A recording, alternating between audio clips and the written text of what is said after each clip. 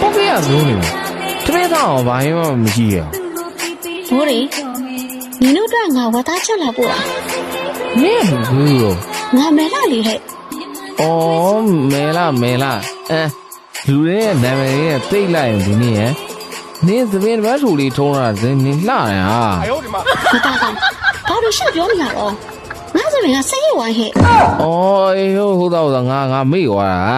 သမင်းပုံစံငါမခေါ်တတ်ဘူးလေဟာစိတ်မဆိုးရနော်စိတ်မဆိုးတယ်ဟိုရောက်တော့ရောက်ခဲ့အိမ်မှာအိတ်သွားတယ်ပါလားမသားတော့ဘာတွေပြောနေရတော့ရော့ငါချက်တဲ့ဟင်းနေစားရမယ်နော်ဟောငါဒီလိုစားရမှာလားနောက်ကောင်လေးမကြွေးရအောင်လားနေ့တော့စားမယ်မဲလာကျွင်းအစိတ်စည်းလဲစားရမယ်ကွာပုံစားမယ်